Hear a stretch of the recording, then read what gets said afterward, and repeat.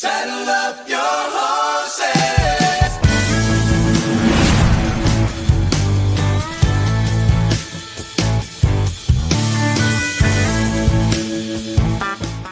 Pitter patter, let's get at her. It is another episode of the Manely Broncos Podcast.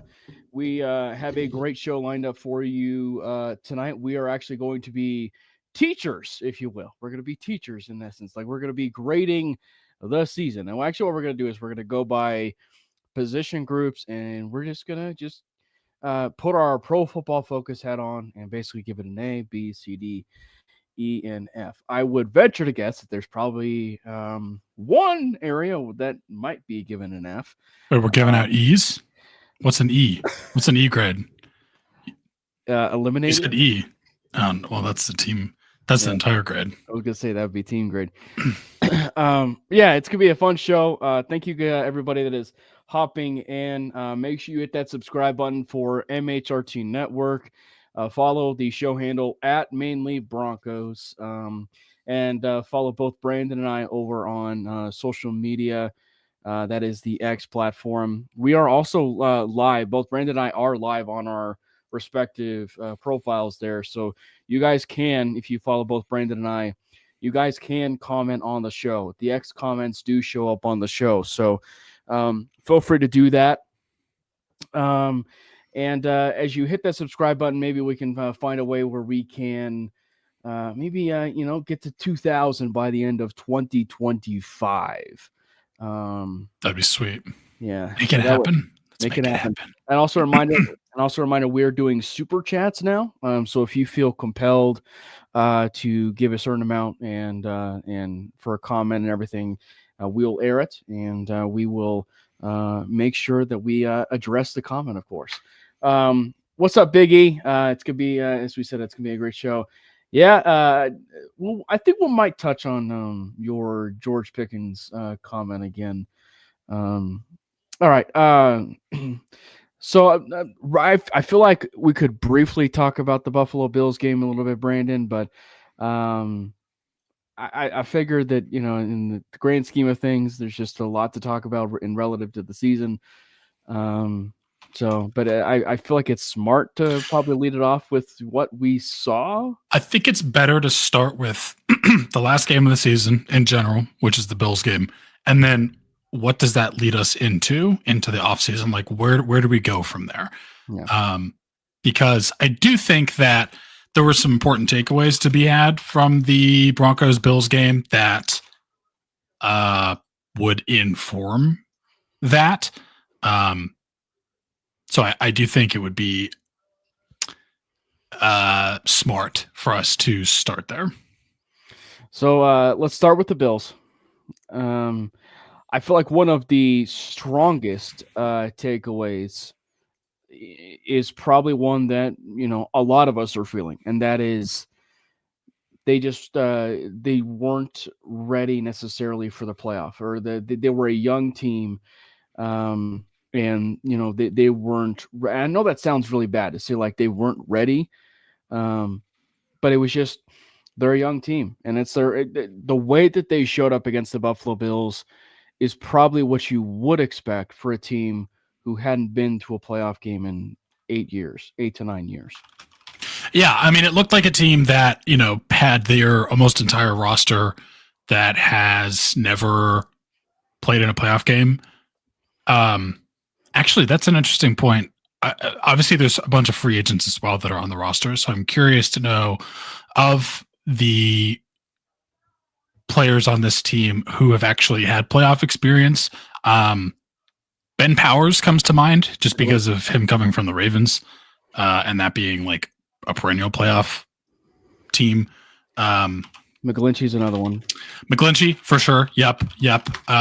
Which is, I mean, definitely super helpful to have like your two standout players from your offensive line have that experience. But I don't even know if I don't know if anyone else. John Franklin Myers, maybe, but like the Jets haven't been. The Jets now have the longest, thanks to the Broncos. The Jets now have the longest postseason drought in the NFL.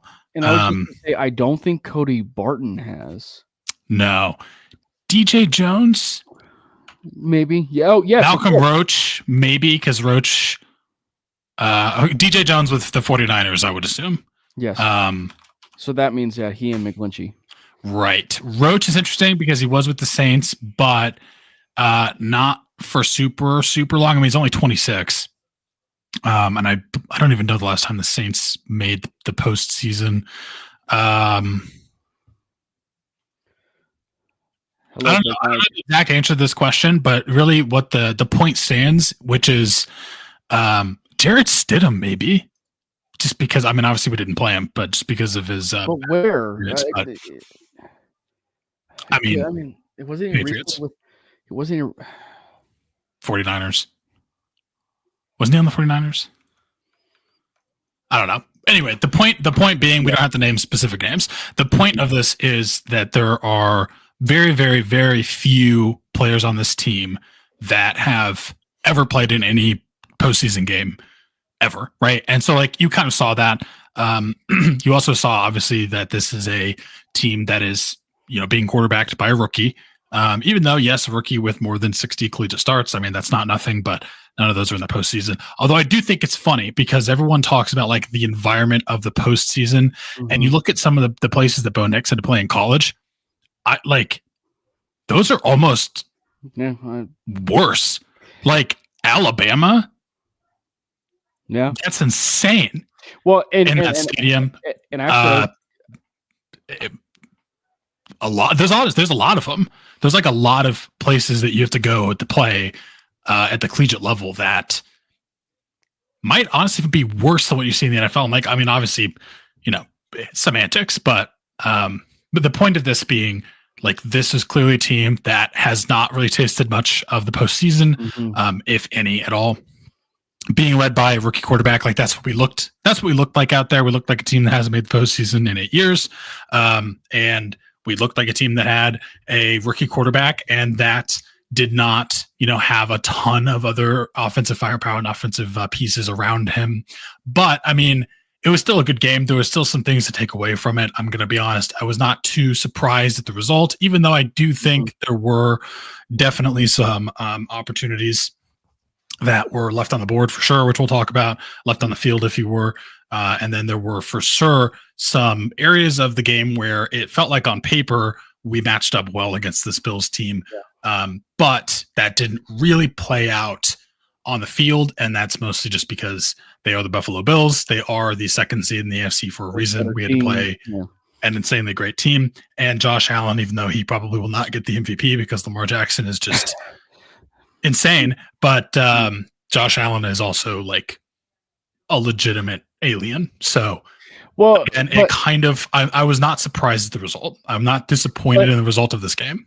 But I was just going to say, as we're talking about playoff experience, one of the I feel like if you're running an outline, like one of the bullet points that's also attached to this, that's probably a significant positive, is the fact that the one person who probably showed the most comfortability in in that game was Bo Nix. And actually that should give you, for sure. No, he did. And that actually should give you a lot of comfortability, like going into 2025, because, and you mentioned it, I think the amount of games that he played and the amount of environments that he played in, you could clearly tell that moment was not big for him. In fact, we talk about, and this is probably another area in the sense of like, just plays that there were moments, if you will, throws that were just left on the table, in the sense of, as KB mentions, drops.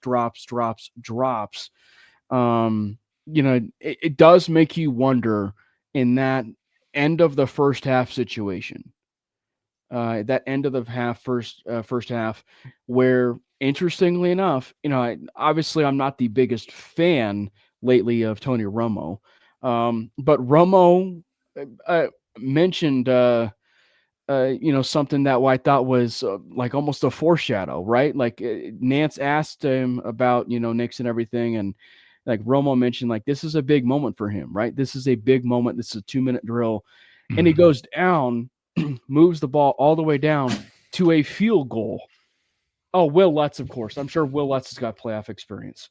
Again, that kind of goes back to when was the last time the Saints were in the playoffs? But Will Lutz, is kicking a field goal and it hits the uprights. It's a doink. You know what I mean? So it's just he did everything that he could. He really could ask for. There just were some unfortunate miscues that were happening all over the field.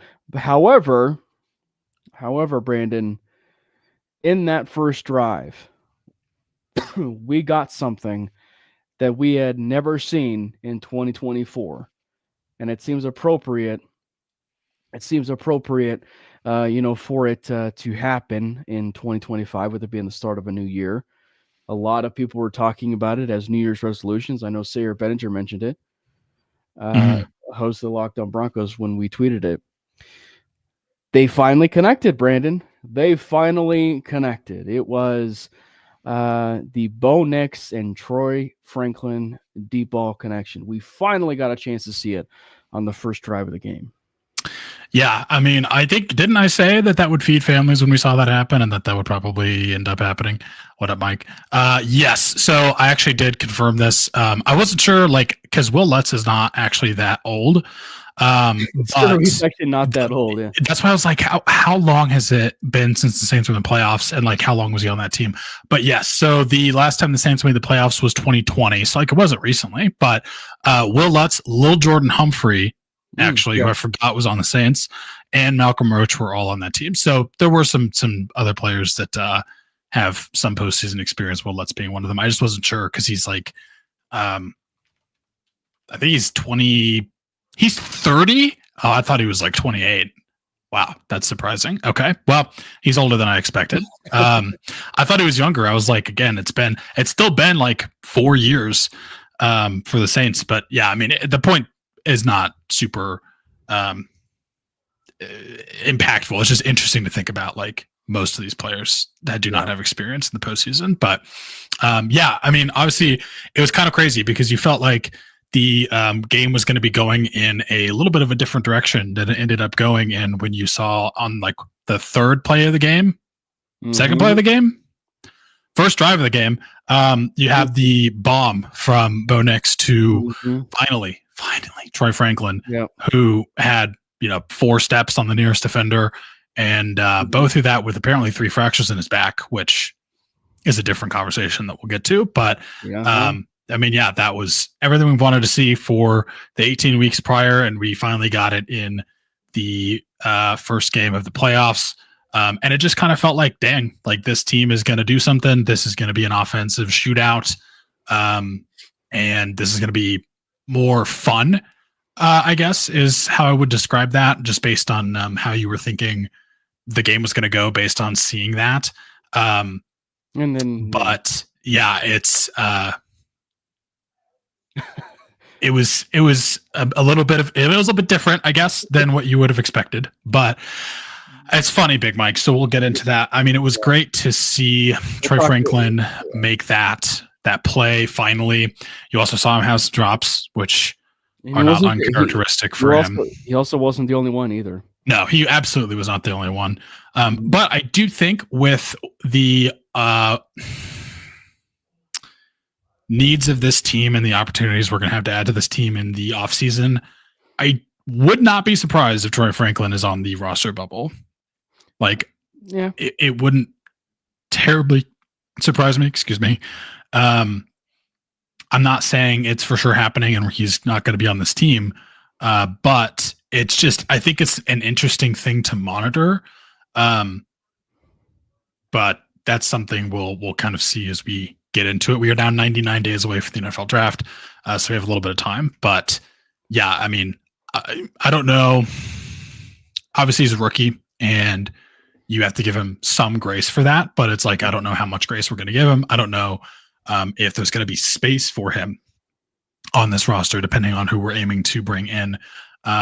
So it's interesting to see. But yeah, I mean, excuse me, it was great to finally get that connection deep that just was not there at all for the entire season. It felt and first couple plays of the game, you see that finally. Don't really see it again for the rest of the game, but that was really, really nice to see. I was kind of surprised that of the players that did kind of show out in this game. I mean, obviously Cortland Sutton clearly was the best player, although he also had some drops. Was the best player for us, massive drops.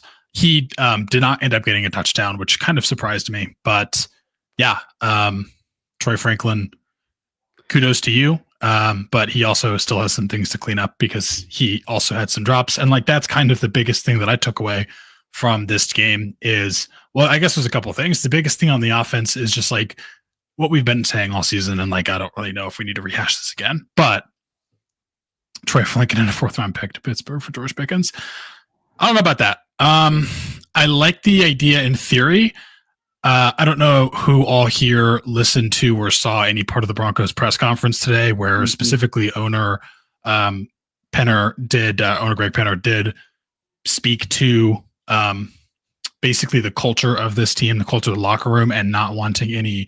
I think he called them prima donnas. Yes, he did. Or divas, one of those two terms. Yes, he did. And George Pickens does seem like he would probably fit that description. There was a report that came out that he was late to the Christmas game. Like, he literally did not show up to the game on time. And there were other things that came out through the media as well about him, and just doesn't sound like the kind of person we would want to add to this culture. And Penner did specifically say that he did not think that that kind of player would fit in well currently with the culture of what they're trying to build. So I don't think that will. I don't think it's on the happen. table. Just flat out. But there's, and there's some other players that are on the table that we're willing to talk about. Regarding Troy Franklin, just briefly, before we, talk about the wide receivers, here's we're grading it. I would feel more worried about Troy Franklin if he didn't have the connection to Bo Nix. If he didn't have the connection to Bo Nix. You want the connection to Bo Nix, just take Tez Johnson. I'm just saying. If he didn't have the connection to Bo Nix, I would feel pretty worried about Troy Franklin. But I'm still worried about Troy Franklin because for sure. No, what has that connection done until this game? And I'm not saying that I'm not. I'm just saying I would be even more worried. And I think that we might be having a completely different conversation maybe after this 2025 year and season, where how often were we writing off Marvin Mims, right?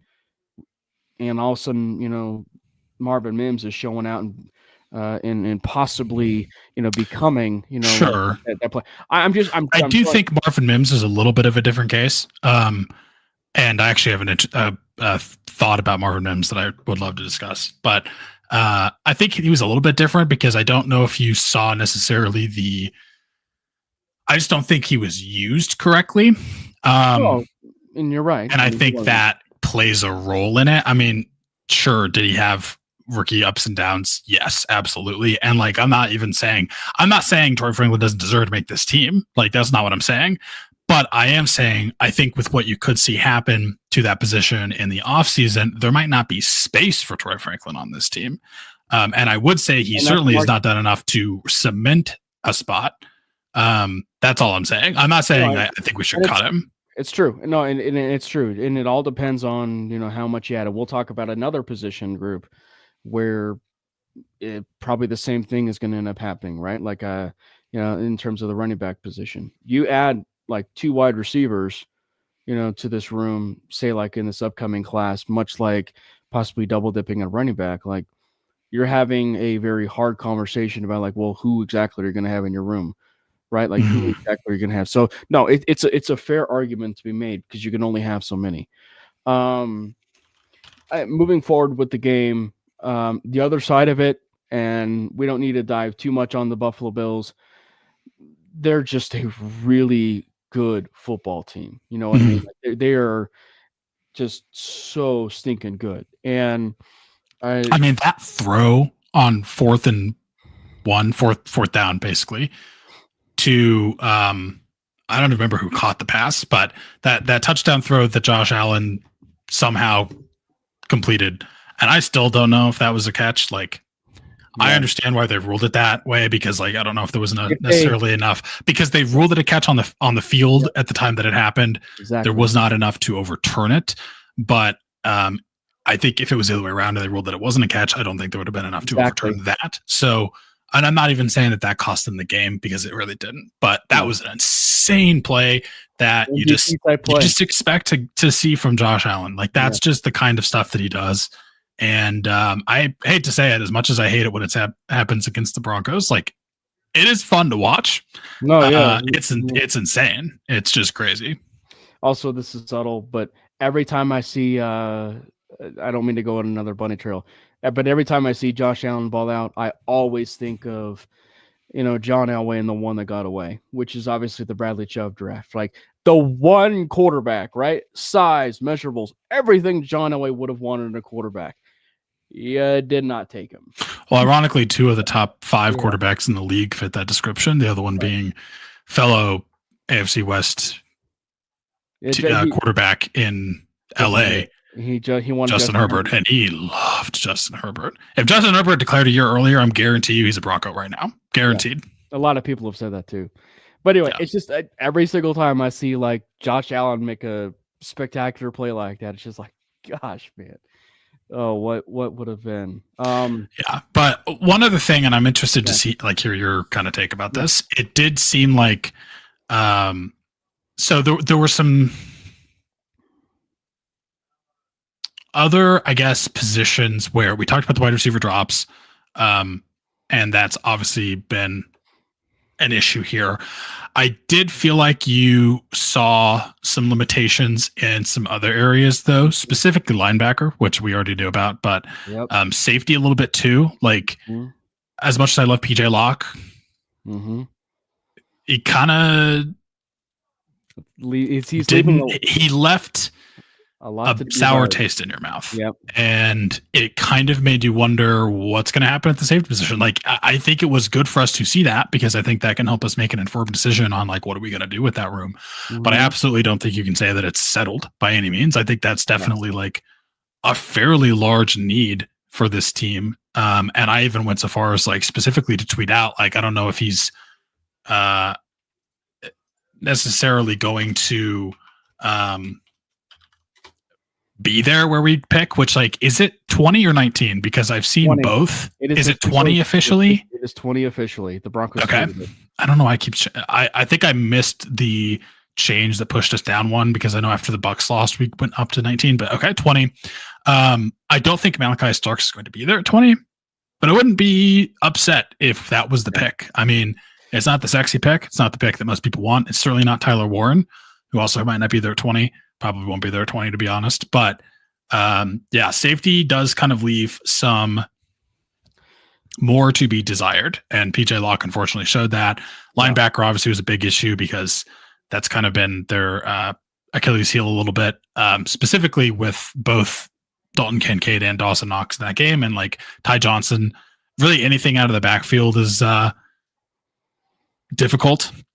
But James Cook, Ty Johnson, Josh Allen, all just gashed us on the ground. And it was so funny, because I think it was like 30% of the time the Bills played with 6 offensive tackles.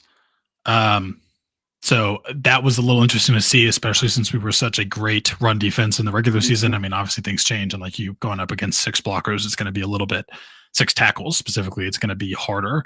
But I think you did see that get a little bit exposed. And then I guess one other thing that I would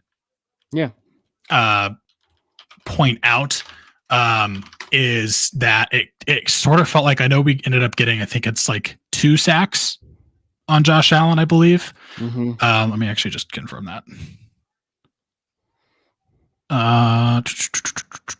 Okay, yes. So DJ Jones and Zach Allen both got sacks. And actually that sort of proves a little bit more of my point that I'm going to be making here, which is you didn't get as much from Benito and Cooper as you might have hoped.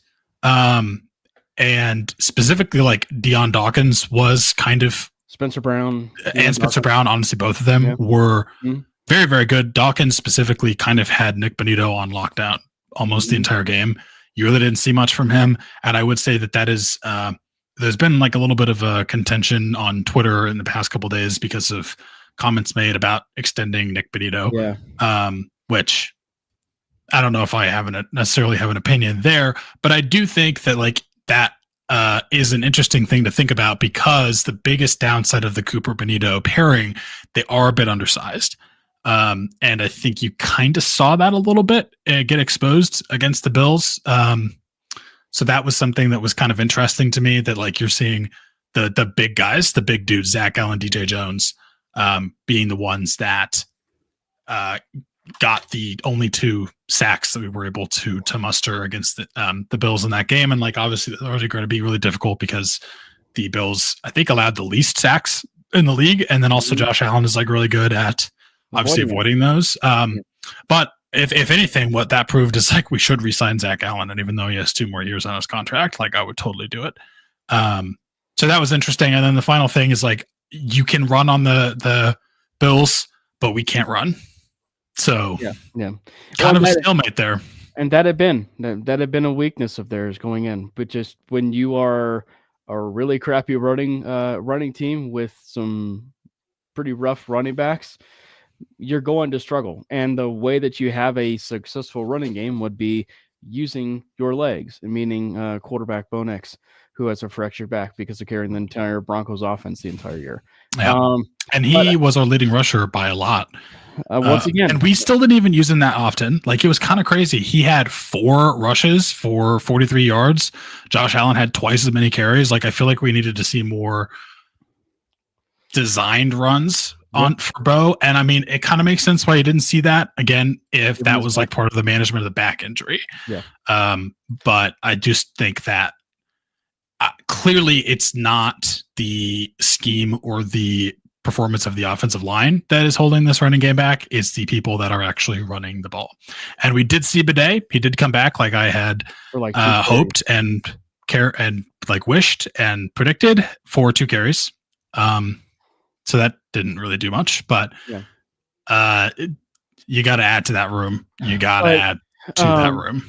But to what you're talking about with the defensive line, I think that was probably one of the biggest takeaways that maybe not a lot of people will talk about, because I think rightfully so, the attention will be on the linebackers, the safeties. You know, I don't know whether or not they could be able to move on from Singleton or move on from, PJ Locke. If they do that, if they do move on from both of them, you're talking about probably $10 million between, as far as like among the both of them, which, saves you a little bit more money. And for PJ, it's just rough because like he had a big, pretty strong beginning part of the season, and he tailed off. And Cody Barton, he's certainly was getting some, interceptions here and there in the right place, right time. But he was another one of those players as the tail end of the season was winding down. You saw a lot of, lapses in the sense of like his, discipline at times in coverage. Sternad, right, was another example where, I mean, there was probably some times where, they maybe missed Alex Singleton, but, Sternad kind of showed a little bit as far as like he seems to be a decent depth piece, but he's not the piece. You know what I mean? Like, I hate to use this as an example, but it's like it's the Jonas Griffith example, right? A really solid special teams linebacker, and a linebacker, that's like good in a pinch. But if you use him in a starting role and for an extended period of time, teams are just gonna, key on him, and he's going to be a huge focal point of, why there's gashes all up and down the field in the middle part of the field, and it's one of the reasons why like the James Cook and Justin Sternad was such a huge matchup going into this game, And I don't know whether or not Sternad will be on this team, but there's one reason why he will, and that's because he's such a really good special teams player. That's basically it. And then as far as that running game, meaning the Broncos running game, you know, and actually I should preface this in general in terms of, and it's kind of continuing a theme of what we talked about, but it's just like, I think the thing that carries it forward in terms of playoff experience, ready for the moment, and as we're unfolding and talking about all these different position groups and everything, and we've had this conversation before, but like they just don't have the talent yet, right? They don't have the talent yet. But I think that where it gets a bit disappointing is when you start talking about the defensive side of the ball, and where the fascinating conversation will be is, what do you do with DJ Jones? I'm indifferent about DJ Jones, meaning if they decide to bring him back for, maybe about, 10 million ish a year, maybe to what they signed him before, that's fine, but it should never take you away from getting a defensive lineman, in this upcoming draft. And I would not rule it out for the first round either. What's up, Matty? Hey, what's good, y'all? I forgot what day it was, so apologies. That's usually what happens when you get older. That's truth. Plus, I have nothing, Broncos world to look forward to with the season being done. So it's like days don't matter. It's just a long abyss until we have something to talk about in March. Well, we have what what is it? You have the NFL Combine, the scouting combine, and then maybe Senior Bowl for players they might actually be interested in. So, and I'm sure that that there'll be a rumor season. So, lots of rumors, lots of Pro Football Network simulated mock drafts and such. I think I've already hit my limit. So much so that, this is why I troll on my platform every once in a while with mock drafts of taking Jalen Milroe at pick 20. We do need a tight end. Oh my gosh. So, I guess welcome, Matty. You caught us right at the back end of talking about the recap of the game before we get into what we're going to do and kind of where you see this team moving forward with the offseason in general. What were your thoughts on the game? The first 3 minutes were like taking 4 Viagra pills, and it was euphoric. Yeah. And then the last bit of the game, most of the game was like taking that raging boner you had and sticking it in a fire ant hill. So that's pretty much what I felt like. Unfortunately, it did not last 4 hours. Felt like it lasted longer. That is a horrifically accurate description. So I want to jump into this. Let's put our grading hat on. We're going to be teachers for a little bit, and we're going to go up and down the roster. Because I feel like, since we were just talking about it, Brandon, before, and before Matty hopped on, and like we're talking about like the skill positions and just the team in general, and then we went into the defense, right? So I feel like it's now appropriate that we start talking about like grading this team overall. So let's start with the strong suit of this team from the beginning part of the year, and that would be the defensive side of the ball. So let's start there. And how would you guys grade the trenches? And I figure the best way to lump them together would be the defensive line and obviously the edge rushers. So how would you guys grade the defensive line and edge rushers? Matty, you go first since you yeah, go for it. I mean, anytime you're leading the NFL in sacks, it's hard to rate them anything but an A+. We held running games in check for most of the season, except for when it really mattered. So that kind of sucked. But some of that's also on the backers that I'm sure we'll get to in a bit. and safety support also. But overall, pretty happy with what we had in the trenches. Obviously, I would like for us to beef up the interior of that defensive line some. Potentially DJ is on his way out. We could, there are targets in the second and third round, potentially possibly that we could depending on how it falls. Absolutely.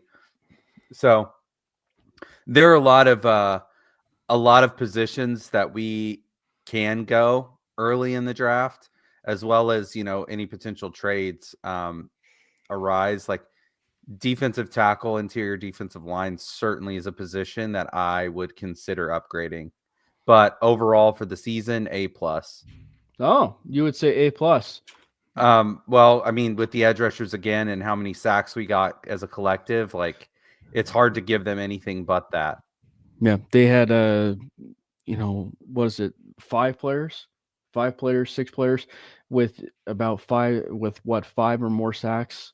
And you had Cooper and Benito put together a 10+ sack season for the first time since Bradley Chubb and Von Miller. So, and second team All-Pro Zach Allen with more quarterback hits than anybody in the NFL. So, yeah. So should have been first team. Are you going to say A+, Brandon? Absolutely. I can't give them anything other than an A+.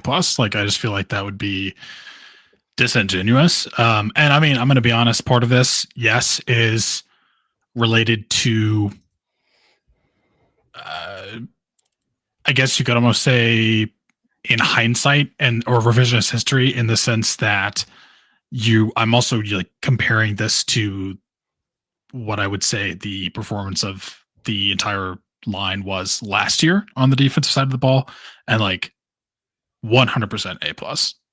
Like, we finally had somewhat consistent sack production, and we were able to stop the run much better than we had been able to just last year. Look, again, it's based on improvement. And like, it's hard to go anywhere but up from what we saw last year. And like, I'm not saying we can't get better. Obviously, we can easily get better. Yeah. But I would say, like, for the majority of the year, like, yes, there were some games that you saw more teams be able to like run on this team. But I would say as a whole, in general, that it was still fairly successful. I mean, you look at some of the, I guess you could say higher quality or I guess let's say more elite running games in the league. Like, it took them a little bit to get there, and then they sort of lost it for a little bit, and then they kind of came back. But against the Chargers, like J.K. Dobbins, yes, he like we held him to under 100 yards, and yes, he kind of got close, but he also had to carry the ball 25 times to get there. Against obviously the Colts, like that was a little bit of a difficult game just because Jonathan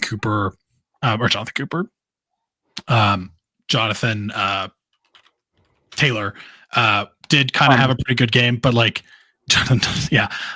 he still like was somewhat held in check against us.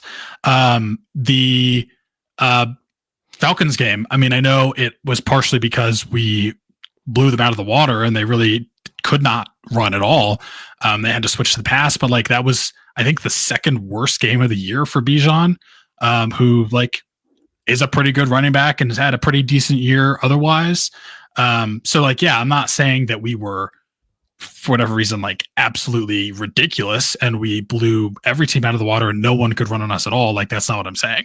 But especially compared to what we saw last year, like, yeah, I would say it was definitely for sure an improvement. And when you throw in that we were finally able to get consistent sack production, like you lead the league in sacks, you're getting an A+. Sorry. I don't know. Like, I feel like saying an A+, and we're talking about, you know, the way that they finished off a little bit. I don't know. I don't know if I would go that high. I think that recency bias is killing a lot of people here just by the way that a couple of these weeks finished. We're talking about the totality of the season. It's real easy to have a bad taste in your mouth over how the, 2 or 3 of the last 4 weeks ended, but like it's you have to look at this thing. I mean, it's 18 weeks here. Yeah. To consider. But I just feel like for the Bengals game, Chase Brown held pretty much intact, and he's been good for most of the year. But I think that if you also look at it, even in the totality of the season, one particular area where they really struggled, and this is obviously not just the defensive line, but other areas, they struggled in stopping some mobile quarterbacks. Like if you were to look at it, like the mobile quarterbacks were something that was a big thing so far this year.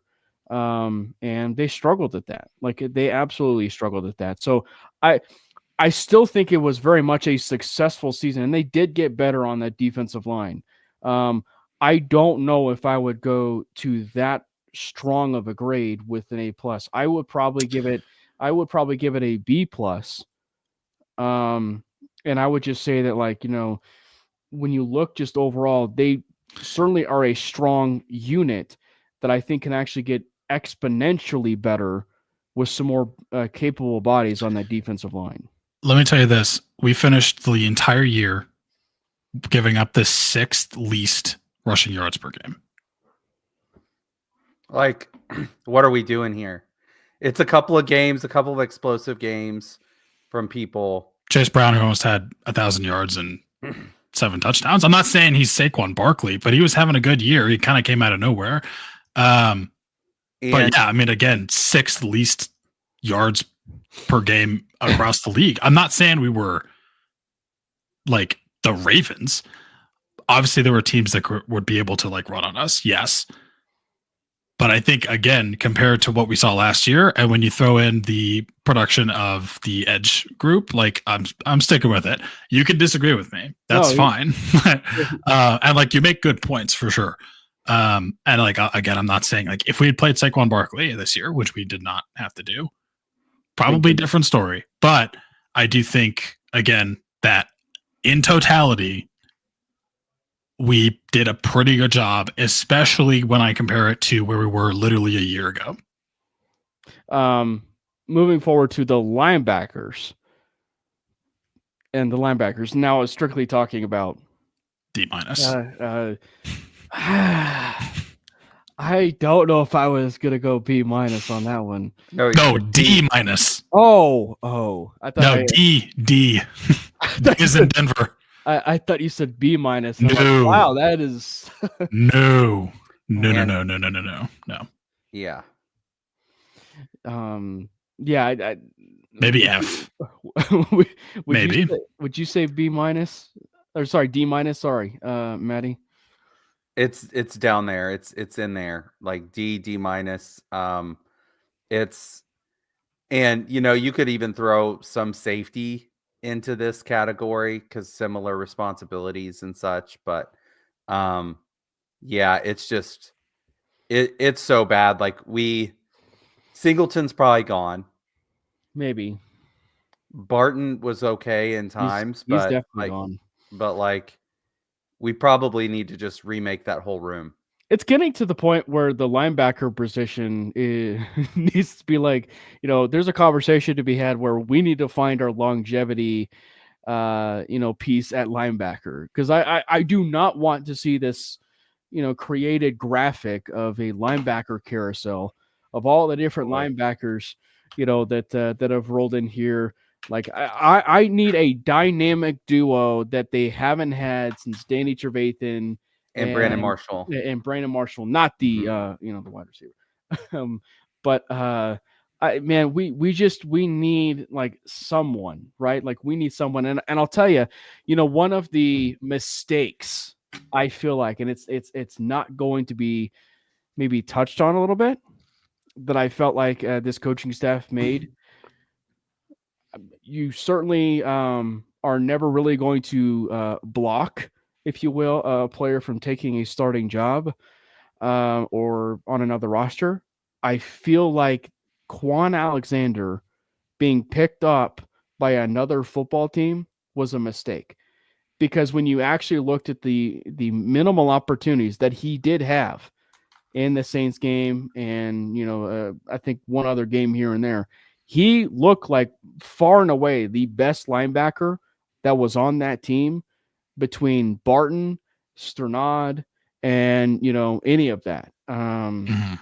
So I'm going with a D, but I really felt like there was something there with Quan Alexander, and frankly, even we didn't even see Zach Cunningham, who they also brought in.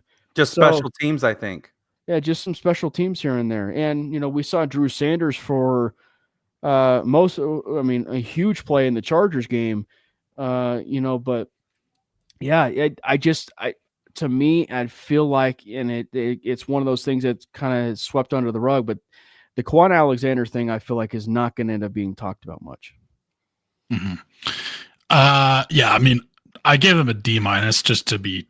That was me being nice. You were feeling nice. Atrocious. Yeah. Yeah. That we were major improvement is needed. I think the D- is. I am so tired of tight ends and running backs just whooping our ass, and the big. Go ahead. Sorry. No, and whatever VJ was running, allowing these huge pockets in the middle of our zone, and it was just free 7 yards all day, every day. Mm-hmm. If we weren't getting home with the pass rush, we were screwed. So it's like we need an overhaul, and obviously we haven't got the safety yet, but Locke is involved in that conversation as well. Like, safety needs to be upgraded alongside our inside backers.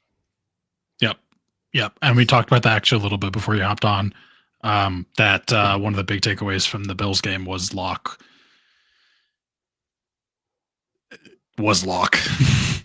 He was not locked down. I mean, no. Yeah. He was noticeable in the worst possible way. How would you guys grade the cornerback room? You possibly have a defensive player of the year. He should be defensive player of the year. Like he probably will win it.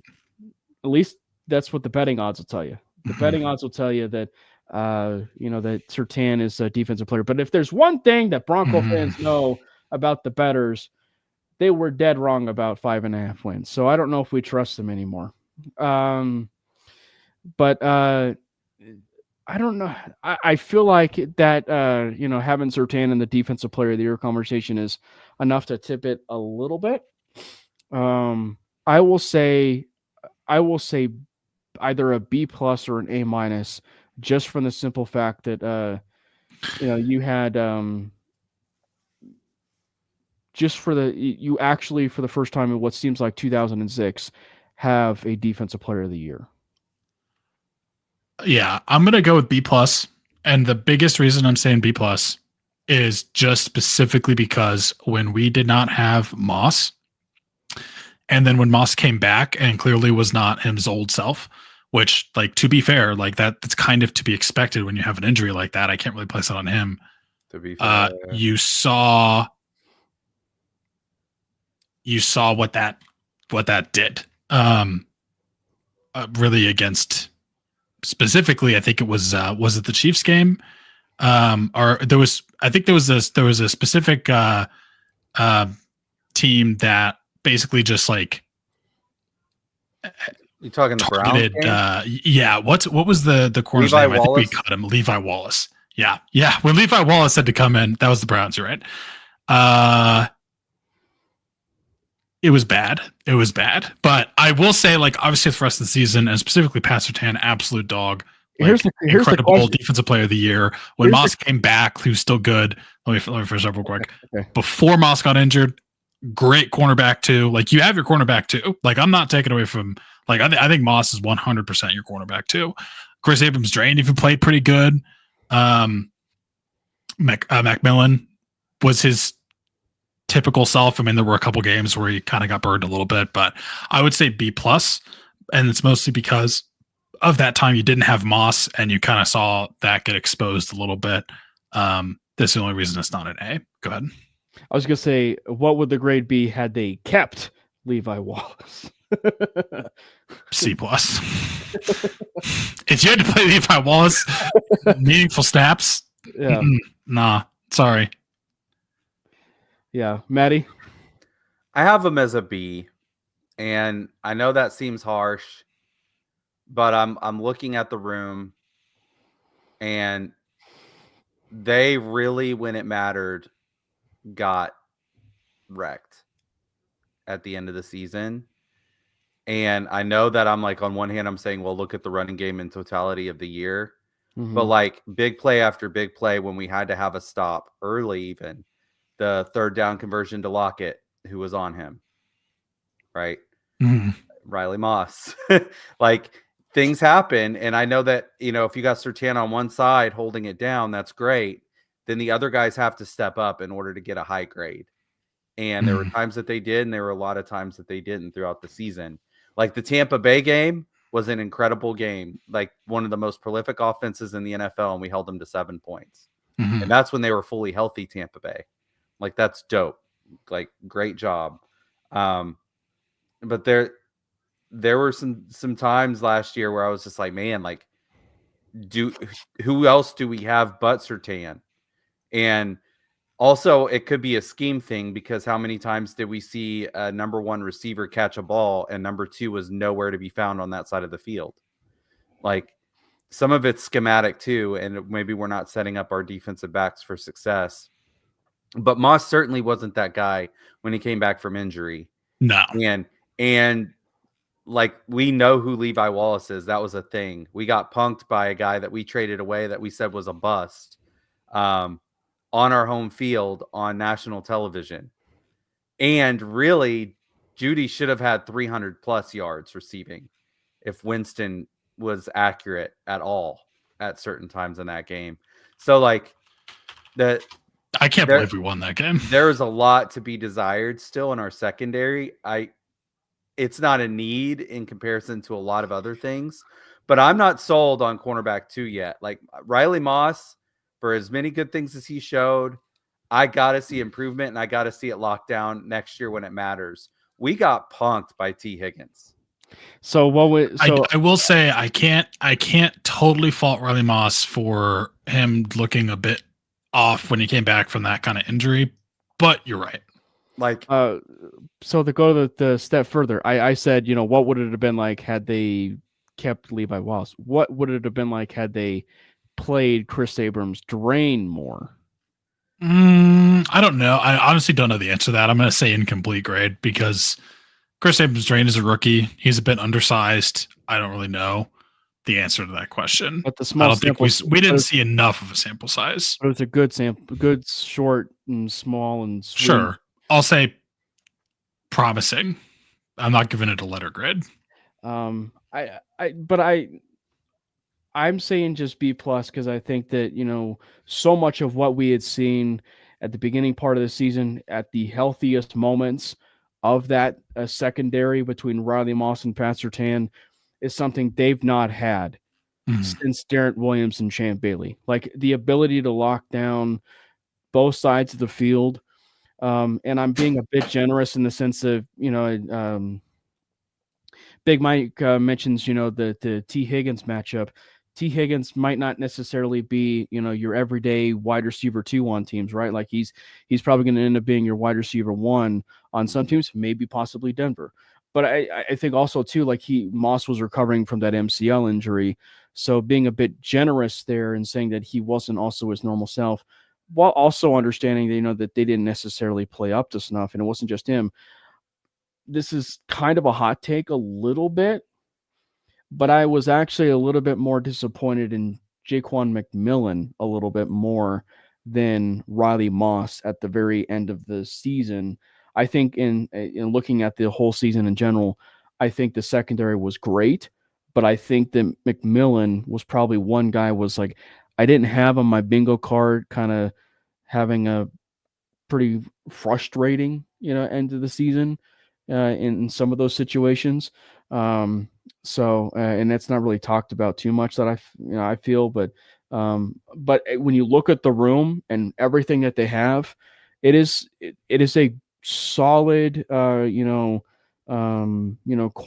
room, but that position in general is always one where you can never have too many bodies, right? You can never have too many bodies. And the fact that the Broncos had those injuries, I think was evident of that they clearly still need some more to that room. So, but I'm going with a B plus with the room. Actually, I'll go because of defensive player of the year. Probably I'll say A minus. Safeties. Was it lockdown? C minus. The only reason I'm giving him C minus because Brandon Jones is legit. Mm-hmm. The other safety back there, not so much. Yeah. Dude, it's so incredibly bad. Like, we need, like, safety is very high on my list for how high is it? I think you also missed this part of it, but I went so far as to say I would not hate Malachi Starks round 1. Hell no, I wouldn't hate that. Like, yes.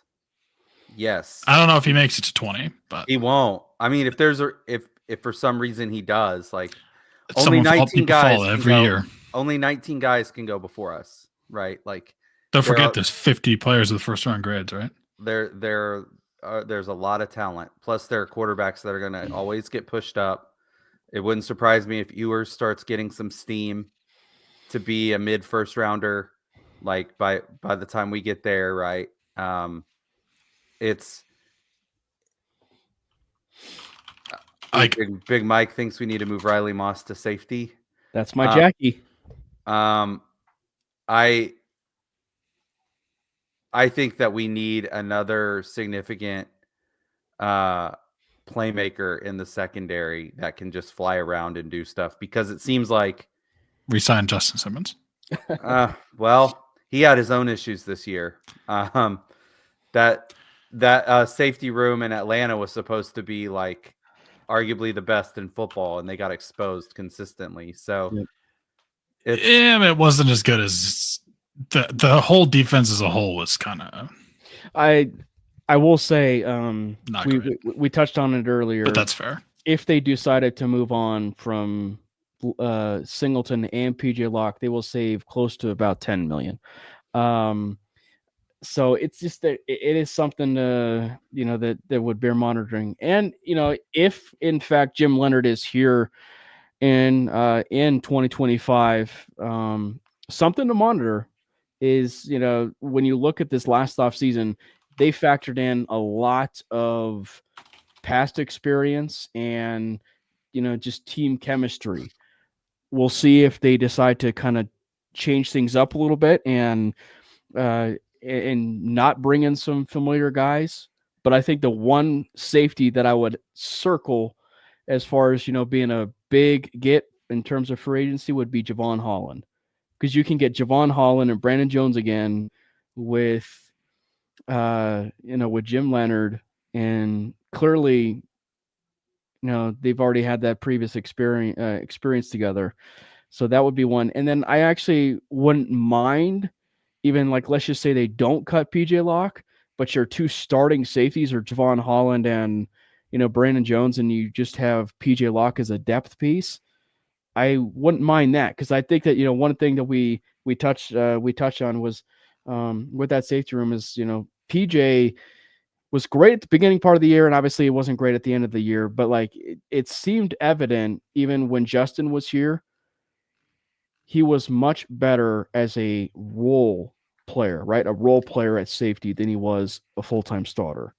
And so maybe getting him back to where he was most comfortable of that might be the best way to go. But I think for safeties, I'll probably go with C plus, a C plus in terms of that safety room. I was really impressed with Brandon Jones. I think Brandon Jones, is definitely one of those players where he's in consideration for like who are those players that really impressed you the most, offense or defense.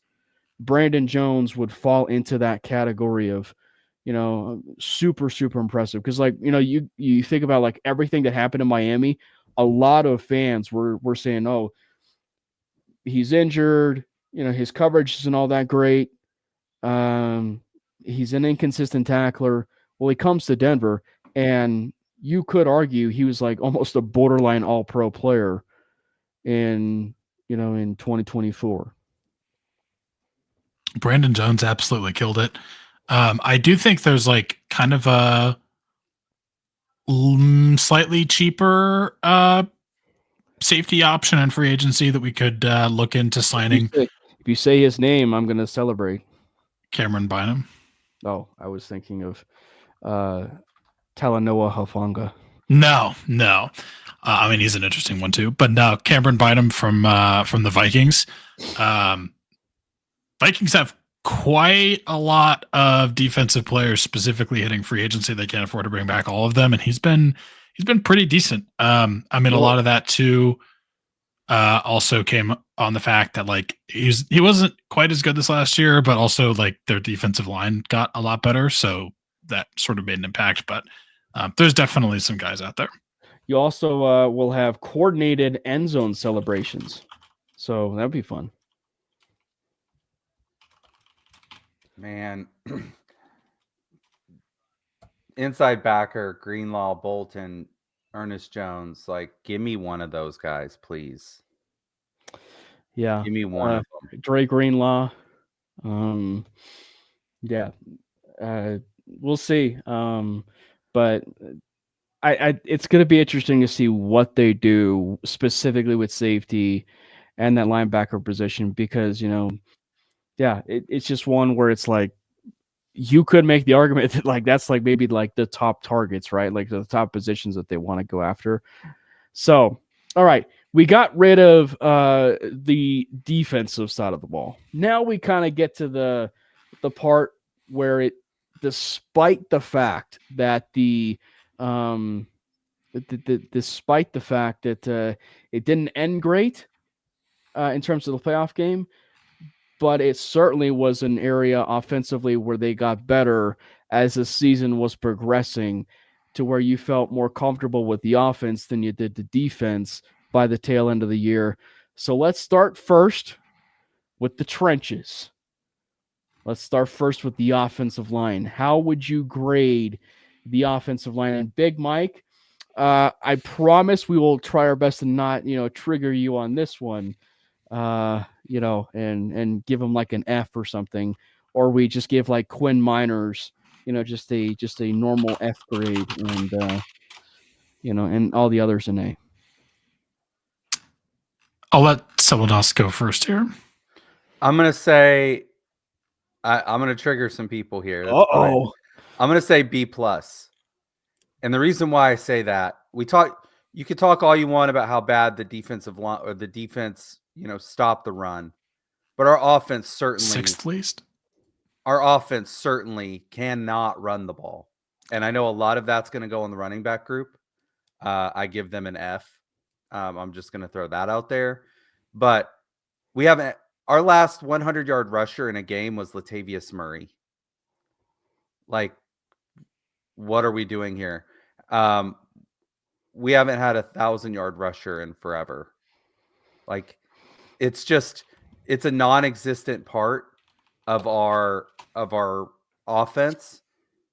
And that is the single greatest thing that we could do is figure out a damn running game to, one, it'll help our defense. It'll eat up clock, but two, it'll take a lot of pressure off of Bo Nix having to convert 3rd and 6+ consistently. Like, there's a bunch. I mean, I'm sorry. Like, running backs didn't hit the hole. They're certainly accountable. But how often were we seeing our offensive line in the second level and getting push and pushing the other team back? Well, to be fair, we were not getting the consistent run blocking that we should have been getting. And I know that sometimes a running back can make your offensive line look a lot better. And we just had no margin for error there with the running backs that we had. But if you're gonna crucify the defensive line, like for allowing in totality the 6th least rushing yards, then like let's keep it 100 here. Our inability to run the football is the reason why we're not still playing football right now. Period. Dot. We couldn't sustain drives. We were one-dimensional. Everything went down to Knicks, and then if a receiver drops a ball, our drive is done. Like it's pretty simple offensively. What our biggest concern is. There are concerns elsewhere, but it would be lower except for the fact that they were tremendous in pass protection all season. And so, like, I certainly have to give credit to that. Some of it is Bo Nix getting rid of the ball and helping out his line. A lot of it is the offensive line keeping him clean too. So there's symbiotic relationship there. But the running game being that atrocious, I cannot give them an A with us being that atrocious with the running game. I just can't. To be fair, our best run blocker did not play the entire season. And I'm speaking of Mike McGlinchey. I would give him an A. I'm going to say an A. Solid A.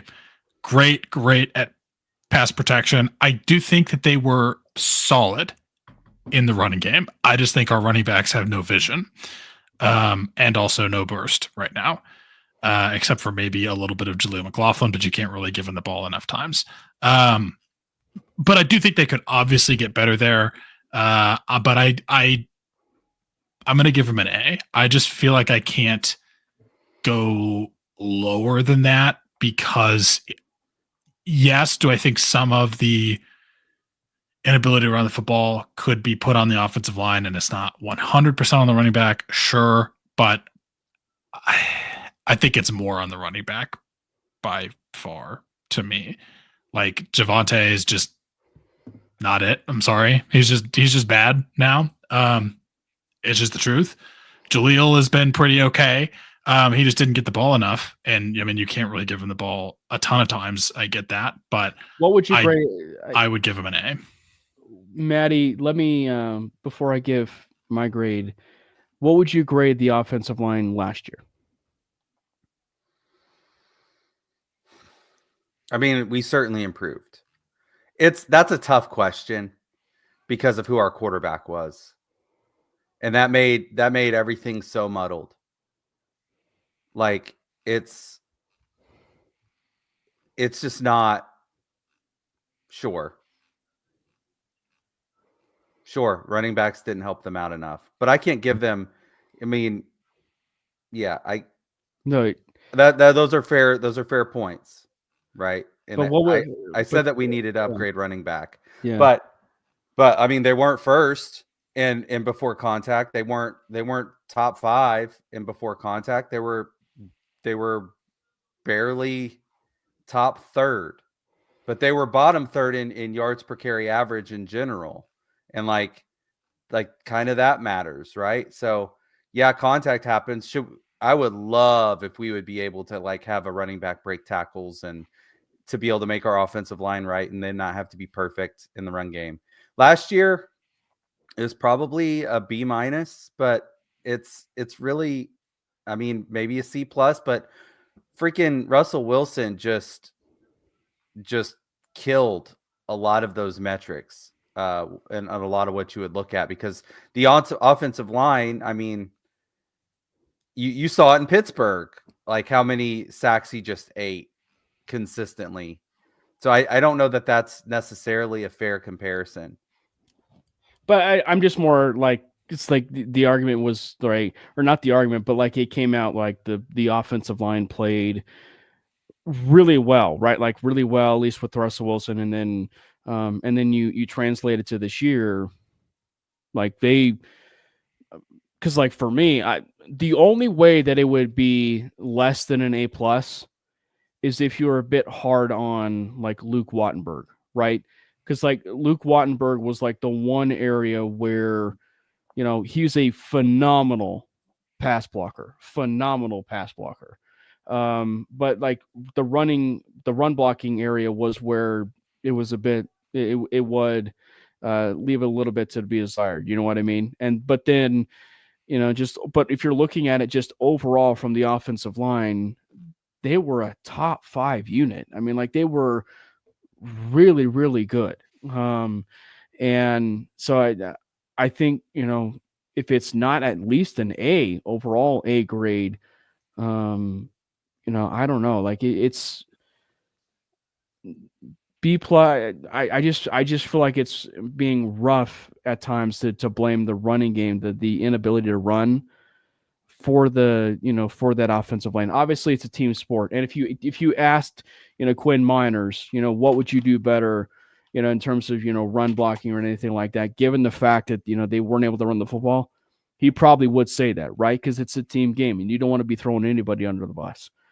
But I just think that, like, when you look just in general for this team and where they've been able to start and finish, like they're a top 5 unit. Oh, absolutely. And like, I'm still at 100% giving them that A. I think I would probably have given them an A plus if we had a full season of McGlinchey and probably even a full season of Wattenberg. Even though he was not fantastic, Forsyth just was also not good.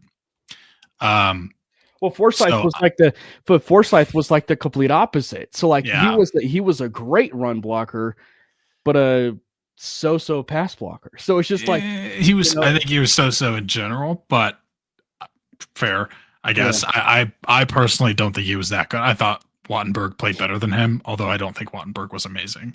But I'm going to give him an A. If I had to spell it out, I'd probably put it 70-30 on the running back, but I do think we could improve there.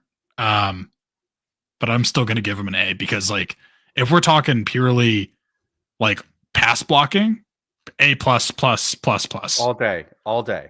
Yeah, like ridiculous. And I do say we certainly top 5 offensive line in the league, and that's incredible to say because, like, for so long, like, you could not come close to saying that. We don't get me wrong, now, fantastic offensive line. Yeah, and we officially have bookend tackles now. Something we never would have been able to say, for as much as it seems like the quarterback conundrum has been figured out. They got their bookends figured out a little bit with McGlinchey and Garrett Bowles. Shout out to Bowles again on his contract extension. So then let me just, because I'm an old hat. Not that old. I grew up, in the 90s. I did when too. The Broncos were, in fact, a quasi dynasty. Mm-hmm. They won back-to-back. And I still think they would have three-peated if Elway didn't retire. Mm-hmm. That offensive line blocked for a 2,000-yard rusher and a 1,700-yard rusher and a 1,500-yard rusher in Terrell Davis, 3 of his first seasons in football, right? That was the second, third, and fourth year in the NFL. Zone blocking scheme, consistently getting in the second level, opening things up. And Elway was smart, didn't take a bunch of sacks. Like, the scheme fit beautifully for that team. They were considered an elite unit. They were considered a top 5 unit. I would argue that unit as a top 5 unit was more effective than the unit we saw this year as considered a top 5 unit. They were just this team was so elite this season in protecting the quarterback. Again, Bo Nix didn't put them in a lot of bad situations either. So the quarterback was able to make them right sometimes, right? Like, we even saw that Sunday, Von Miller getting free and Bo getting out of it and being able to get out of the pocket and get rid of the ball. Like, he helped. And the running backs certainly do not help the offensive line. So I would say, like, I've seen a top 5 offensive line in Denver before, and I've seen what an effective one looks like. Obviously, there was a Hall of Fame running back behind him, a Hall of Fame tight end, a Hall of Fame quarterback, like all that. But, like, looking at the impact that the line has,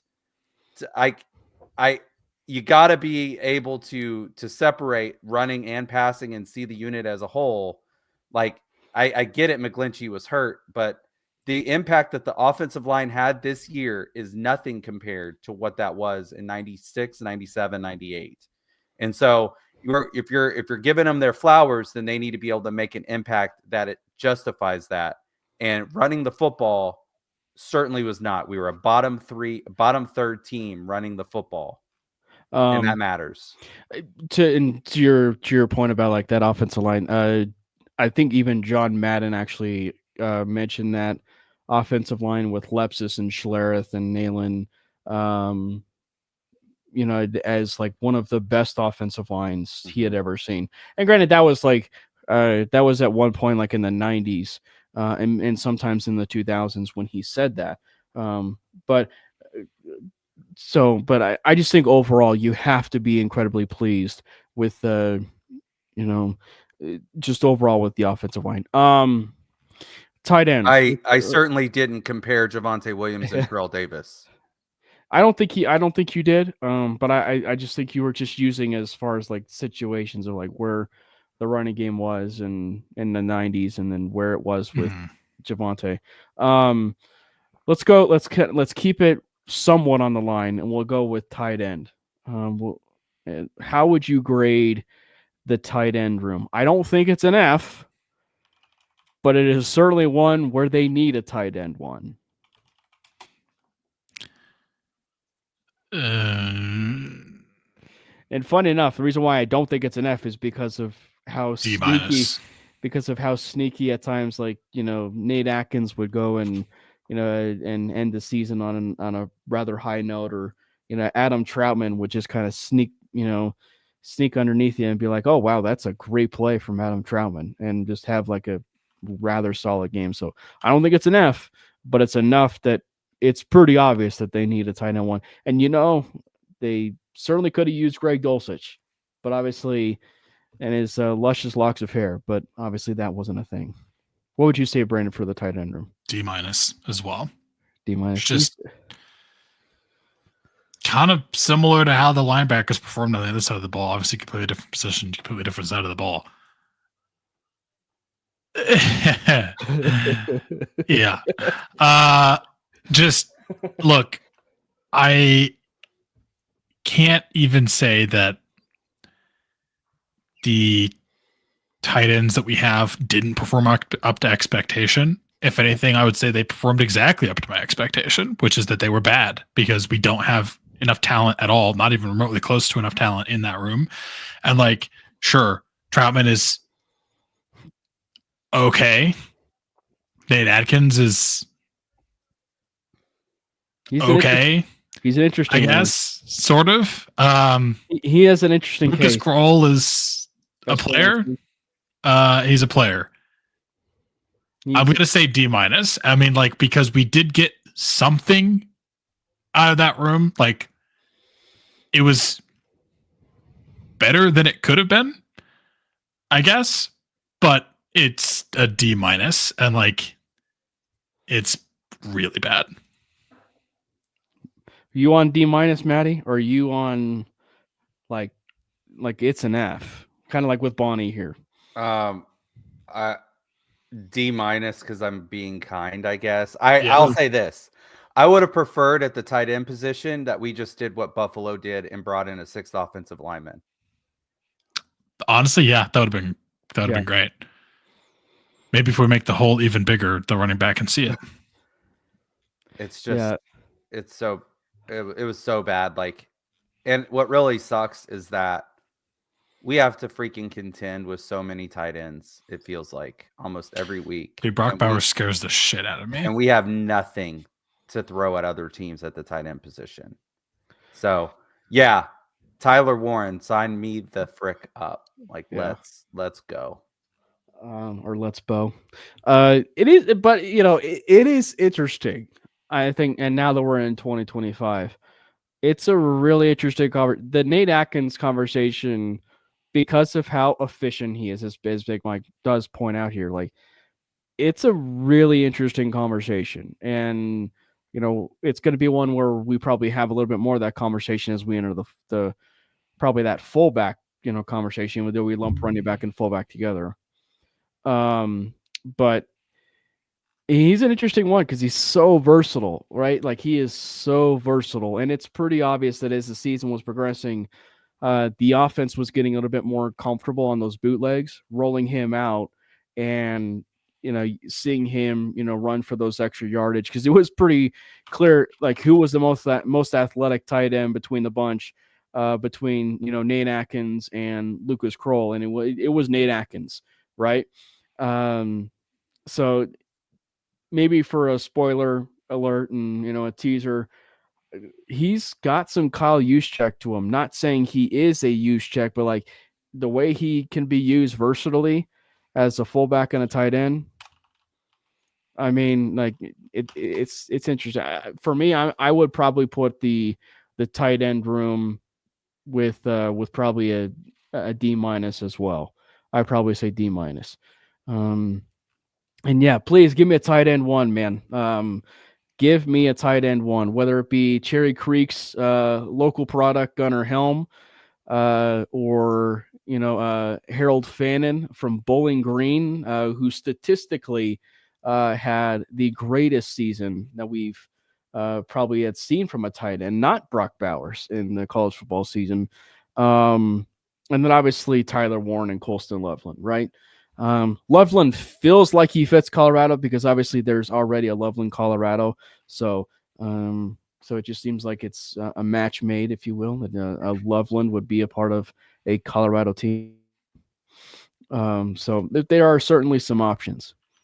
David Njoku through trade. Mike Yep. Gesicki's a free agent. Jawan Johnson's a free agent. Like there's no reason for us not to upgrade this position. I mean, I wouldn't be surprised if we try to sign someone and draft someone. You can't not draft someone from this class. The class is too historically good on paper. What would you actually say if you look at it? I think I mentioned it on X and everything. Like, I wouldn't be the least bit surprised if the team double dipped at running back, and we'll get to running back here in a little bit. But I wouldn't be the least bit surprised if they double dipped a wide receiver either. Would you be annoyed? Like, let's just say they don't make any moves in free agency, but they wouldn't address it in the draft. Would you be disappointed if they double dipped at tight end in the draft? Something not talked about. Probably. I mean, it wouldn't hurt, but I just think you can get if you're double dipping because you want a tight end that's more of a inline guy and you want a tight end who's more of an offensive weapon, you can easily sign or find a blocker to put in line or just put a sixth offensive lineman out there. Like if you're doing it because you want even more explosive firepower on this offense and you're getting two guys who can both be used as in the passing game, I guess I'm less disappointed. Like I wouldn't hate it. You're upgrading that room as much as you possibly can. I don't see it happening. I mean, maybe like a late round guy. Yeah. If anything, it'd be like a end of the sixth, like priority free agent. Yeah. End of the sixth, the UDFA. Yeah. I mean, one of the better teams that we've seen in the last couple decades, Aaron Hernandez was certainly a weapon alongside Gronkowski. Allowed them to run a bunch of 12 personnel and allowed them to run the ball depending on what the defense showed, or they can move guys around. I know that we were bottom in the NFL in pre-snap motion, but would allow us to do a lot of fun stuff if we got two pretty dynamic guys at tight end that could be matchup problems. So, I would sign me up. Like, just because we say Warren, say we get him at 20, I'm not above taking Helm in the third round. Like if he's there in the third, for instance. You're saying if they took Tyler Warren and then obviously just and then just surprise and took Gunnar Helm, like if he was available in the third. Why not? I mean, we could run 12 personnel and then look at Buffalo, actually, like Dalton Kincaid and Dawson Knox. They were on the field together. They used them together. So I think the modern day tight end, for what's a real weapon, it's like having a bigger blocker and also a really good receiver out there. And Like, who do you put on him? We're having to solve this problem defensively, and we can't, apparently. So why not join that trend and get guys that other teams can't solve? One thing, and Sean actually talked about this today, where he talked about like the Joker, and it wasn't just the running back position that he mentioned, but he mentioned Jimmy Graham and he mentioned Jeremy Shockey in that same vein of, of the Joker, if you will. So, all right, now the running back. We'll go wide receiver. We'll go wide receiver, and then we'll get to running back, and then running back, fullback, and then we'll end with the one that everybody's been staying for, and of course that would be a quarterback. But wide receiver, what would you grade the wide receiver room? So this is another one where it's not an F. Certainly could use certainly could use a wide receiver 1. But the emergence and the career season that Courtland Sutton had was one where it was really, really gratifying to see, right? Like, it was really gratifying to see that kind of season from him. But the depth, right? The depth and the youth of this team really showed out in the playoff game. Troy Franklin really showed out with his drops all season long. Courtland Sutton, for as reliable as he was, would have some occasional drops for being Mr. Reliable on the season. Vele really came along, maybe as a season as a whole, but in the playoff game, he almost had a hot hands moment from Little Giants where it hit him in the face mask. The only thing that got different was it just didn't stay in the face mask. So the lack of playoff experience certainly showed with that wide receiver room. So Bonnie mentions a C+. I think that's a decent enough grade, I feel like. I was going to give him a C. Just straight up C. I think obviously Courtland Sutton is a great player. I would probably say I would have given them a lower score if we didn't see kind of the second half of the season emergence more from Marvin Mims. It would have been by far a lower score for sure. But I'm going to stick with the standard C. And the biggest reason I'm going to go with that, I mean, I think Vele played as well as you can expect from a rookie that was, a 6th round pick, right? 7th round pick? 7th round pick. I mean, like, you got the most you could out of him. But I do think for the most of the season, you saw it was pretty much Courtland Sutton and nothing else. Troy Franklin, we already talked about him earlier. Matty, you weren't really around for that part, but he not was much to talk about. No, not much to talk about. He's just kind of a dude. He's a guy right now that is struggling. Yeah, but I mean, I'm gonna say a C just because Marvin Mims did kind of show us some nice plays there. But you just need more from that room across the board. But I'm going to say C. And Courtland, good for you. Got another 1,000 yards, 8 touchdowns. If we didn't have Courtland Sutton, we would have been in trouble. It might actually have F-. been It might have been an F if it wasn't for the F- if we didn't have Courtland Sutton and the emergence of Marvin Mims. And Marvin Mims. If we didn't have Marvin Mims, I probably would have given them a D+. Matty. Yeah, I mean, you look at all the elite offenses, and I think us mentioning as great as our offensive line was in blocking, right, supporting Bo in pass protection, he had no support, really minimal support from tight end and running back, and just slightly above minimal at the wide receiver position. I'm going to go through our first half of the season.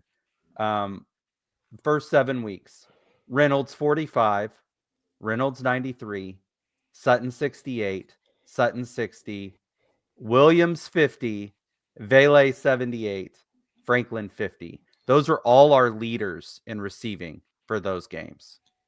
Sutton finally broke through and got his 100 yards against Carolina, which at that point in time, Carolina was solving everyone's problems offensively. They fixed it towards the back end of the year. But like, people are like, oh man, Bo Nix, like people were talking about him being a bust the first 4 weeks of the season because he couldn't throw a touchdown. Well, it's kind of hard, like when you don't have the supporting cast around you. Yeah. And so while the second half of the season looked a lot better with Sutton having 100, 122, he had a 97 in there, 98 in there. Mims had a couple of 100-yard games. Like, he had 56 the support yards. was better in the second half. He had 56 yards through 9 weeks. But it's just like, my God, it was bad. Like, it's a C- for me because you just can't have that. And to look at what Bo Nix was able to do, in totality for the season, and that be his support, like, man, tremendous. I know I may be like over talking here, but the wide receiver position just felt so bad. And key drops at critical times, and we saw 4 of them in the playoff game. Like, stuff that you can't have. And Sutton wasn't perfect either. He had his moments. He had a couple drops in the game too. Yeah. But I don't know how much of that is on the players and how much of that is on scheme. But Marvin Mims was our second best receiver over the course of the year. In an elite offense, he's probably a wide receiver 3 or 4. And what really unlocked him was putting him in the backfield. Mm-hmm. So, like, it's being gimmicky and gadgety, which, you do what you got to do. But, like, it's not like we're lining up straight up and just beating the guy across from us. And, I mean, talking about Sutton, by the way. I mean, almost everyone had a major drop in the Bills game. But he was referring to Sutton, though. Yeah. So, like, C-, certainly that room has to get better. And maybe some of it is with development. But maybe not. And, the Broncos did take 2 wide receivers. They did take Troy Franklin, and then they did take Devon Bailey. So the wide receiver room is going to be interesting. When Peyton did mention, whether it's Coach Peak or not, he did mention today in his end of the season presser, he still likes that room. And, it's been a kind of a consistent theme throughout the season where he has mentioned about liking that room. So I bet those 4 walls look really great. And the projector is fantastic. I bet it's firmly beautiful room, mounted. Beautiful vibes. Some might say the most beautiful. The lighting, it's elite. I think for me, it's between the C and the C+.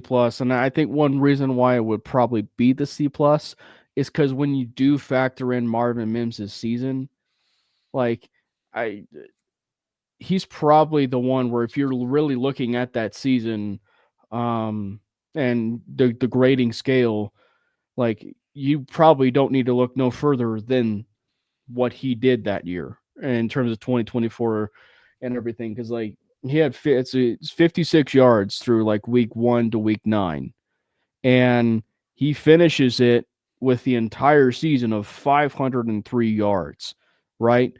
And like it's just a unheard of type of turnaround. Like you're talking about roster bubble, trade him, cut him. What are we doing with him? There were certainly some, misused comments, like they aren't using him appropriately, of course, which, at that current state of time, they weren't using him appropriately. We mentioned that ad nauseum during the season, right? But then starting to see a little bit of some wrinkles, and it was that Kansas City Chiefs game where you really saw some things really unfold in terms of, using him out of the backfield and him being an explosive player. So I would probably, because of that example, give it a C+, because I just feel like the way it ended is on a much better note with that, but it's still, it's not enough to where you're going to be like, oh, you know what, that's going to take me completely off the board of taking Emeka Egbuka or, to what you posed in the chat earlier today, Matty, on our PO chat, like, if just by happen chance, Luther Burden is there, or, during some happenstance, McMillan has something happen where his draft stock is falling, and he's available at pick 20. Like the draft is such a weird thing, but like if Emeka Egbuka is available, like that is a pretty hard player to miss on. Matthew Golden's another one. Like the class is just absolutely just. It feels like there's just a lot of players to choose from in this wide receiver class. That we mentioned with tight end as a surprise one. That hey, do you double dip at tight end? I feel like the two positions where you would mostly want to double dip would be wide receiver and running back. So I wouldn't be the least bit surprised at it. Running back. I think this one's going to be. I think this one's going to be a pretty big consensus on this one, and I will probably start things off and just say it's an F across the board. I mean, it was G. Oh, you saying D? No, G. Oh, G. Yeah. Z. Whatever is lower than F. It is F minus. That's not low enough. Like, I'm having some guys over tomorrow to hang out. We're gonna watch Gladiator 2. Like, this is the group that if I was that dude, I would be throwing them into the arena and letting the Lions take care of them. Like, it's so incredibly bad. So Bo Nix had a fractured back. Right? He had a fractured back in the Vegas game. He continued after that to lead the team in rushing 3 more games with a maximum of 47 yards. And aren't they like and haven't they won like 1 game or 2 games where he's the leading rusher and all the rest have been losses? So Indianapolis was a win. He was the leading rusher. Kansas City was a win. He was the leading rusher. They lost Seattle, Pittsburgh, the first Charger game. And obviously Buffalo. I think this sums it up pretty well. Bo Nix had more runs of 20-plus yards than the rest of the team combined. Mm-hmm. Uh-huh. Why don't you say that again? Just for All right. Bo Nix, the quarterback who played how many games? 4? With a fractured back. 7. 7 games with a fractured back. Had more 20-plus yard rushing plays than every other running back and player that got a carry on offense on the team combined. Yeah, it's just it's a mic drop right there. Like I don't know what else you just say. So does that mean that the Broncos should be looking really hard at running back, whether that is actually in the free agency market and then in the draft, or you double dip in the draft and you still sign one in free agency? Like, it's just Jalil's a fun story. But I think the one thing that always will need to be said is, that the Marvin Mims plays on, those swing plays that are basically another extension of the run play, for Mims, that they have done occasionally to Jalil. Mims can do those plays. And he can also make a guy miss here and there a little bit. And, and this is something I can't take credit for it. And I know, Matty, you and I saw it every once in a while in our PO chat. So I have to give credit where credit is due. And it was Jordan that first brought this to the attention. But the awareness, the overall awareness, the situational awareness, the football field itself awareness of our running back room might have been the worst football awareness I've ever seen from a running back. You have 4th and 2, like short yardage plays, and you don't even reach across to try and get the first down marker, or you don't even make any sort of second effort to try and get the first down. Like, it is That was some of the worst effort I have ever seen from a running back. Again, that goes to Troy Franklin also for like not getting his rub where he was supposed to. But yeah, it's just terrible. Again, like our margin for error was so low, and we didn't have running backs that allowed that margin for error to increase. Like we didn't have anybody in the backfield to make us right in plays that weren't perfect. And actually, we should preface this in the sense because like there was a moment of the season, but it was early on in the season where you actually saw a little bit more effort from Jaleel, right? Like because Jaleel was making people miss in the early part of the season, you know, for a couple scores, a couple touchdowns. Like, you know, it was the Raider game, and then it was obviously that Tampa Bay game where, you know, shouldn't have been a touchdown, and then the Raiders was the same way. But still, those are like 2 plays. You look at the whole body of work. I mean, like there was just never any situation I felt like where it was really bad.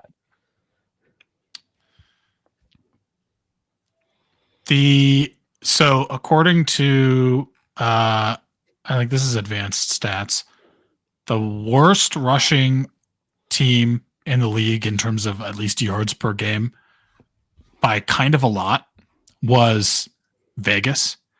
And they had 79.8 yards per game. Yep, 79.8 yards per game. And they did not have a single quarterback that had a rushing touchdown. So I'm going to just compare running backs here. They had 2 more rushing touchdowns on the season than we did. Just 2. But they were also the worst team. Yeah. By a lot. The second highest yards per game, 91.8.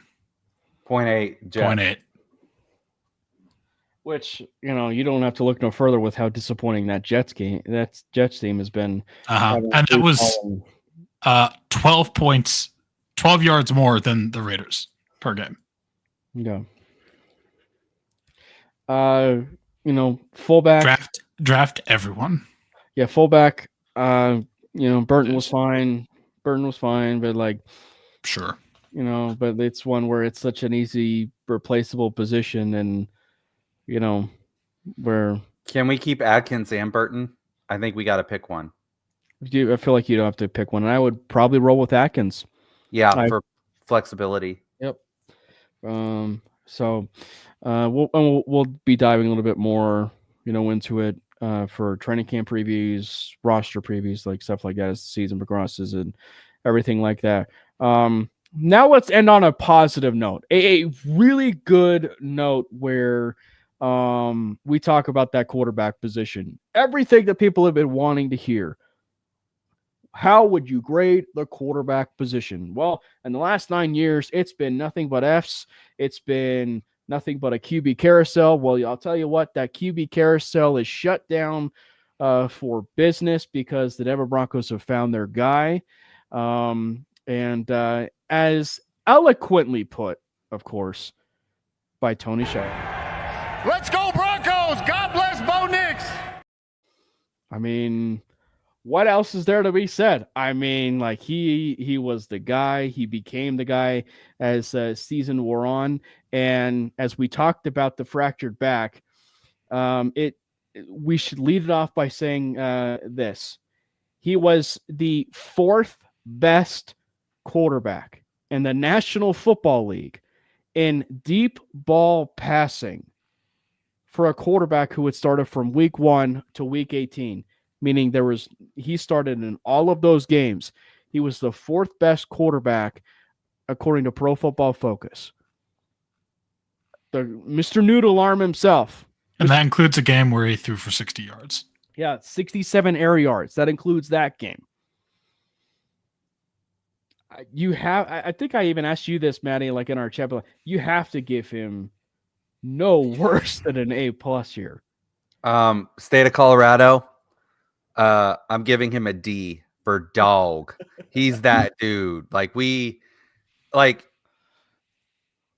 Obviously I'm disappointed in how he played on Sunday. and I'm disappointed that we got pushed around. We were able to see exactly how far off we are from the elite teams in the NFL, and we have some work to do. That being said, we know that of all these teams looking at quarterbacks, looking at Cam Ward and, Ewers is in there, or do we get Shadur? Or like, what do we do? Or who do we hire at coach? And da-da-da.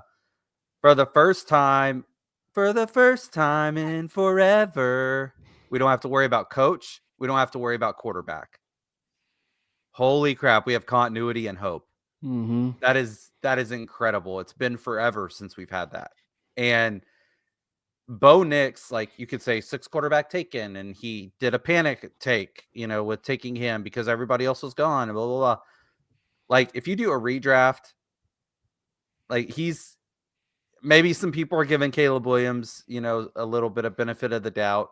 Maybe they still have Drake May, but like, is Bo Nix going 12? No. Is Bo Nix going top 5? Yeah. Like in a redraft for sure.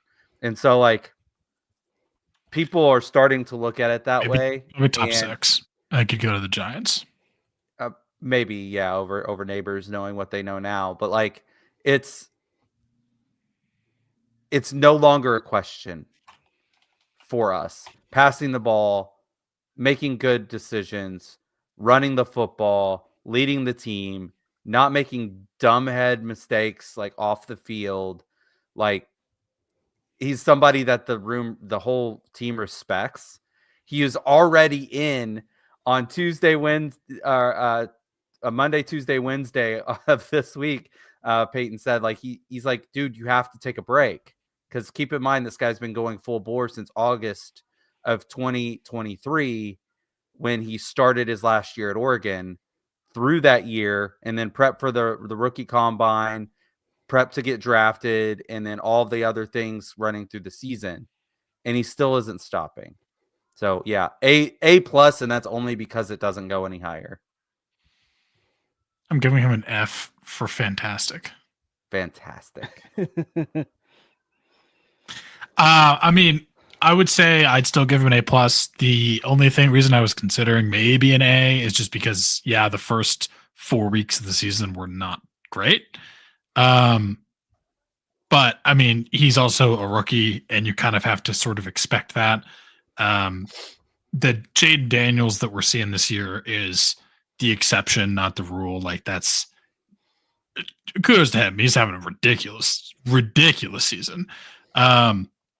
But if you take out that, I mean, Bo is pretty easily the second best.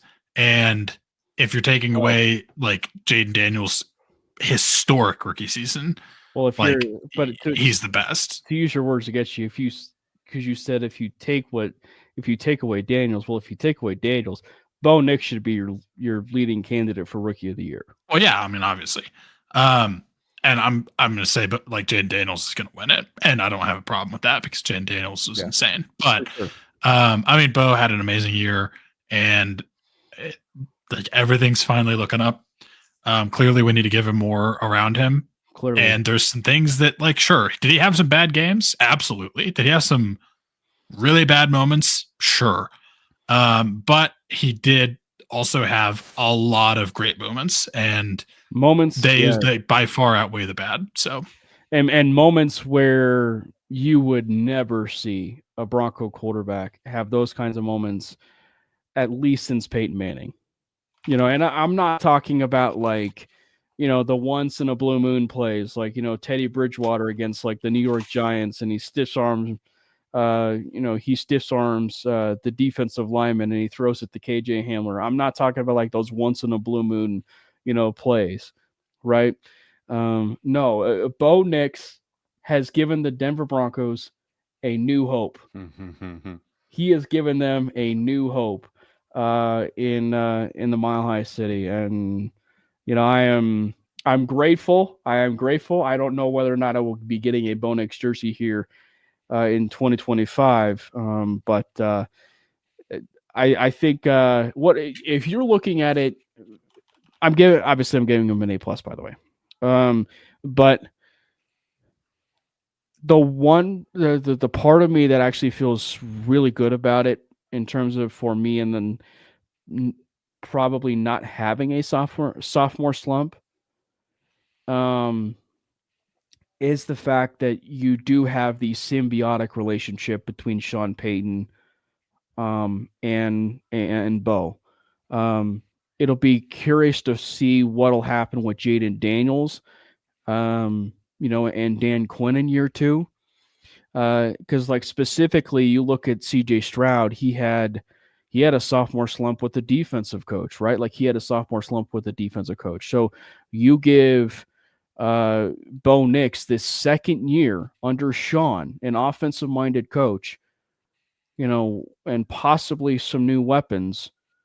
I'm very curious to see what would happen in terms of, no sophomore slump, because, and the CJ Stroud example is a good one because, like, look what they did surround him with, right? Like they went out and traded for Joe Mixon. They went out and got Stephon Diggs and restructured his entire contract to where he's, now a free agent in this offseason. So what exactly they're going to be doing in terms of that area about building it around him.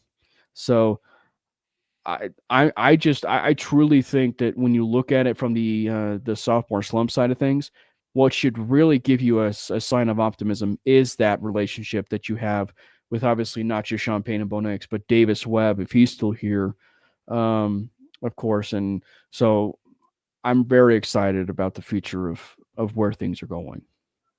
The vibes in that room in general were good all year. Like those guys supported each other. The wives all hung out and all that stuff, which is pretty dope. And it wouldn't hurt my feelings to see that room stay the exact same next year if the other guys want to stay in that role. And there's no telling how much Stiddy actually helped Bo in his like preparation and development and all that.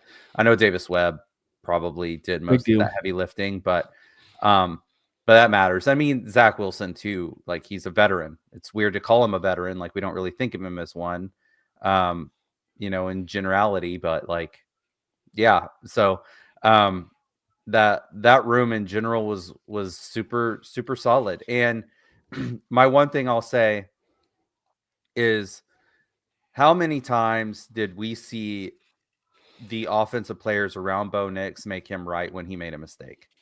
Where like a guy was able to just make a play to help his quarterback out. Whether it's the same play too, like they would run the exact same play and they would get it right that next time.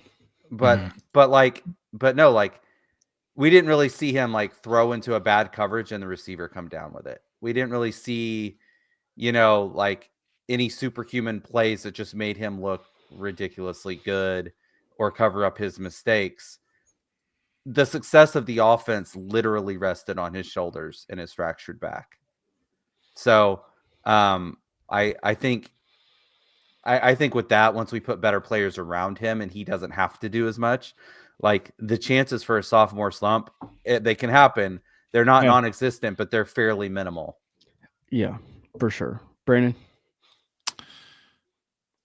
I don't really have that much more to say, to be honest. Like you guys crushed it, but I would say absolutely that you saw a player that